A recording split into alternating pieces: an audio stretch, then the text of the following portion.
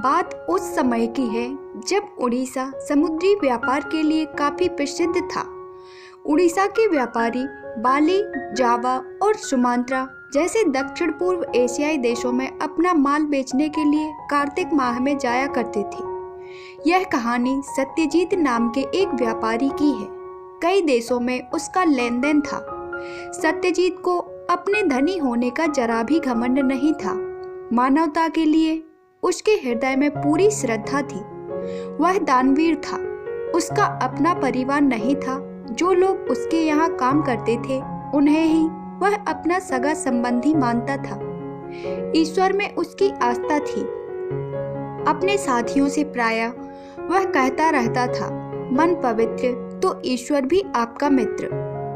एक दिन सत्यजीत ने अपना जहाज माल से भरा और शुभ समय देखकर अपनी मंजिल की ओर प्रस्थान कर लिया। हवाओं का रुख बिल्कुल अनुकूल था। सत्यजीत को उम्मीद थी कि वह समय पर अपनी मंजिल तक पहुंच जाएगा। अभी सफर आधा भी पूरा नहीं हुआ था कि काले बादलों ने अपशकुन के बादल ला खड़े किए थे। देखते ही देखते प्रचंड तूफान के साथ मूसलाधार बारिश शुरू हो गई। खराब मौसम ने समुद्री तूफान का रूप ले लिया। सत्यजीत का विशालकाय जहाज समुद्री लहरों पर कागज की नाव की तरह हिचकोले खाने सत्यजीत और उसके साथी घबराने लगे। जहाज में छेद हो गया और उसमें पानी भरने लगा। भार कम करने के लिए चालक दल ने माल समुद्र में फेंकना शुरू कर दिया, लेकिन कोई फायदा नहीं हुआ। जहाज डूबने लगा। सत्यजीत ने अपने साथियों को समुद्र में कूदने को कहा और स्वयं भी कूद गया। कुछ क्षणों बाद सत्यजीत के सभी साथी उसकी नजरों से ओझल हो चुके थे। जैसे तैसे उसके हाथ लकड़ी का एक तख्त लग गया। वह उससे चिपक गया और लहरों के थपेड़े खाता रहा। आखिरकार तूफान थम गया। बारिश कम हुई। समुद्र की लहरें भी सामान्य होने लगी। तभी सत्यजीत को किसी के चिल्लाने की आवाजें सुनाई पड़ी। उसने चारों तरफ देखा। उसका नौकर रघु भी लकड़ी के एक बहुत बड़े टुकड़े थामे लहरों पर तैर रहा है। उसे देख सत्यजीत की जान में जान आ गई। रघु तैरता हुआ अपने मालिक के पास पहुंचा और दहाड़े मार मार कर चीखने लगा, सब लुट गया मालिक, जहाज भी डूब गया और हमारा भाग्य भी। चिंता मत करो रघु, मन पवित्र तो ईश्वर भी आपका मित्र। पूरी रात वे लहरों के साथ संघर्ष करते रहे। अंधेरे में किसी मछली ने सत्यजीत पर हमला बोल दिया और उसकी आंखों की रोशनी चली गई। सुबह मालिक की आंखों से खून बहता देख रघु चिल्ला उठा, लगता है आपको किसी जीव ने गंभीर चोट पहुंचाई है मालिक। अब क्या होगा? सत्यजीत को दर्द तो हो रहा था, लेकिन वह दुखी नहीं था। वह बोला, अंधा हो गया हूँ पर जीवित तो हूँ। देख लो भगवान मेरे साथ है या नहीं। रघु भाई, किसी और किनारा नजर आ रहा है क्या? किनारा अधिक दूर नहीं था। बिना खतरे के वे किनारे पर पहुंच गए। अपनी जेब से हीरे की एक अंगूठी निकालकर सत्यजीत रघु से बोला, यह लो रघु, इस अंगूठी को यहाँ के किसी जौहरी के पास बेच आओ। इसका अच्छा दाम मिल जाएगा। इनमें से कुछ रुपयों से भोजन की व्यवस्था करें और बाकी घर वापस जाने में काम आ जाएंगे। रघु अंगूठी लेकर वहां से निकल लिया। उसे बाजार में बेचकर रघु को काफी रुपया मिल गया। लालच के कारण वह लौटकर गया ही नहीं। बेचारा सत्यजीत भूखा प्यासा बैठा रघु की प्रतीक्षा करता रहा, पर वह नहीं आया। सौभाग्यवश वहीं से गुजर रहे एक सज्जन पुरुष ने देखा कि एक नेत्रहीन व्यक्ति वहां बैठा है। बदहाल हो चुके सत्यजीत को वह राजा के पास ले गया। राजा ने उसकी त्रासदी को सुना और दुख प्रकट किया। दयालु राजा ने उसे महल में रहने के लिए आमंत्रित किया। कुछ देर सोचकर सत्यजीत राजा से बोला, हे राजन, आपके इस प्रस्ताव के लिए मैं आपको धन्यवाद देता हूँ, लेकिन मैं यहाँ हमेशा अतिथि बनकर नहीं रह सकता। मैं चाहता हूँ कि आप सलाहकार के रूप में मेरी सेवाएं लें। आपके सभी महत्वपूर्ण विषयों पर मैं उचित परामर्श दे पाऊंगा। सत्यजीत के बड़प्पन और आत्मविश्वास से राजा काफी प्रभावित हुआ। उस दिन से सत्यजीत राजा के मंत्रिमंडल में शामिल हो गया। कुछ महीनों बाद किसी दूर देश से हीरों का एक व्यापारी राजा के महल में आया। उसके दिखाए आभूषणों में से रानी को हीरे की एक अंगूठी पसंद आ गई और राजा ने सत्यजीत से सलाह लिए बिना अंगूठी खरीद ली। सत्यजीत को जब इस बारे में पता चला तो वह राजा के पास जाकर बोला, आपने अपना वचन नहीं निभाया, मैं अब यहाँ नहीं रुक सकता।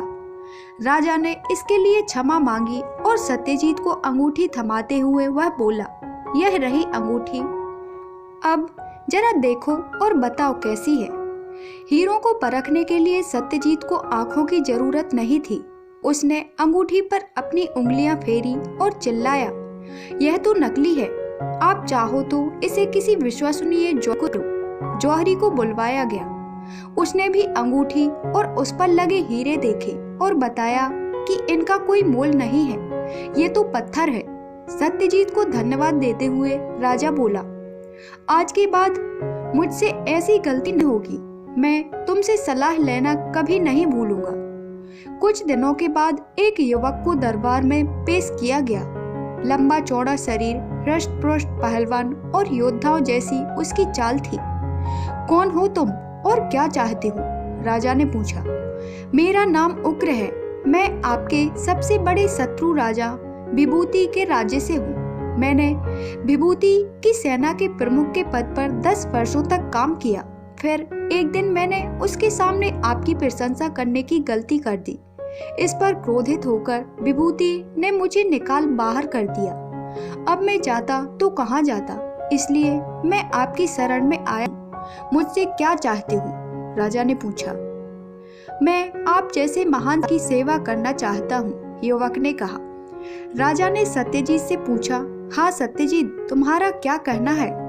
एक दशक तक राजा विभूति के यहाँ एक उच्च पद पर काम करने के बाद भी अगर यह युवक उसके साथ विश्वासघात कर सकता है तो यह किसी को भी धोखा दे सकता है। राजा ने उग्र का प्रस्ताव अस्वीकार करके उसे विदा कर दिया। सुबह होते ही राजा ने सत्यजीत को बुलावा भेजा। मित्र, मैं किन शब्दों में आपका धन्यवाद करूं? सत्यजीत को गले लगाकर वह बोला, क्या हुआ महाराज? कल रात सुरक्षा कर्मियों ने मेरे कक्ष में घुस रहे एक व्यक्ति को धर दबोचा। यह व्यक्ति उग्र था। उसने स्वीकारा कि मेरी हत्या करने के लिए उसे दुष्ट विभूति ने ही भेजा था। अच्छा किया जो तुमने इसे यहाँ न रखने की सलाह दी। इस घटना के बाद राजा सत्यजीत का आभारी हो गया। उसने सत्यजीत को सुविधा संपन्न घर और ढेर सारा धन दिया। अब क्योंकि संचय करना सत्यजीत के व्यवहार में नहीं था, वह सादा जीवन जीता, अपना सारा धन पुण्यार्थ कार्यों में खर्च कर देता था। एक दिन सत्यजीत निर्धनों को भोजन कर रहा था, तभी उसे एक परिचित आवाज सुनाई दी। उस व्यक्ति का हाथ पकड़कर वह बोला, रघु तुम? जी जी मालिक। क्या हुआ तुम्हें? तुम्हारी यह हालत कैसे हुई? अपनी हालत क्या बताऊं मालिक, आज आपको यहाँ देख रहा हूँ तो आपके वे शब्द स्मरण हो आए कि मन पवित्र तो ईश्वर भी आपका मित्र। मालिक, आप सच में देवता हो और मुझे देखिए, आपके साथ रहकर भी मैं उन मूल्यों को आत्मसात नहीं कर पाया। मैंने आपको धोखा दिया, तभी मेरा ये हाल है। आपसे क्षमा याचना करने का साहस भी नहीं है। चोरी के आरोप में आप मुझे काल कोठरी में भिजवा दीजिए। रघु, तुम अपने पापों का प्रायश्चित हो। सत्यजीत रघु को घर ले गया। उसके हाथ में एक पोटली पकड़ाते हुए वह बोला, ये लो रघु, अपना काम शुरू करो। निष्कपट भाव से खूब परिश्रम करो और मेरी उस बात को हमेशा ध्यान से रखना। रघु विनम्रता से बोला, कभी नहीं भूलूंगा मालिक। सत्यजीत के पांव छूकर वह निकल पड़ा। 2 वर्ष बीत गए। एक दिन सत्यजीत अपने घर में बैठा पूजा पाठ कर रहा था। तभी एक आवाज उसके कानों में गूंजी, मालिक कहाँ हैं आप? देखिए मैं आपके लिए क्या लाया हूँ। अरे रघु, तुम कहाँ थे इतने दिन? सत्यजीत हैरान होते हुए बोला, मालिक मैं आपके हर प्रश्न का उत्तर दूंगा, पहले आप लेट जाइए। रघु ने सत्यजीत की आंखों में हरे रंग की एक औषधि की 3 बूंदें डाली। जलन के मारे उसका बुरा हाल हो गया, लेकिन कुछ ही पलों में उसकी यह पीड़ा ठंडक में बदल गई। सत्यजीत ने आंखें बंद रखी। काफी देर बाद रघु बोला, मालिक, अब धीरे धीरे आंखें खोलिए। सत्यजीत ने जैसे ही अपनी आंखें खोली, वह चिल्ला उठा। वह रघु को, अपने कक्ष को, अपने घर को, सबको देख पा रहा था। अपनी आंखें मलते हुए वह बोला, मैं सपना तो नहीं देख रहा। मेरी आंखों की रोशनी लौट आई है। कहाँ से ले आई ये जादुई औषधि? आपकी दी गई राशि से मैंने अपना एक छोटा सा व्यापार शुरू किया। एक व्यापारिक यात्रा के दौरान मुझे एक सज्जन व्यक्ति मिला जो जड़ी बूटियों से औषधि बनाने में निपुण था। उसकी बनाई औषधियाँ कई असाध्य रोगों में कारगर हैं। यह औषधि मैं उसी से लेकर आया हूँ। खुशी के मारे सत्यजीत ने रघु को गले से लगा लिया और आशीर्वाद दिया, ईश्वर सदा तुम्हारे साथ रहे। अगर आपको यह कहानी पसंद आए तो प्लीज़ मेरे चैनल को लाइक कीजिए, सब्सक्राइब कीजिए एंड शेयर कीजिए। धन्यवाद।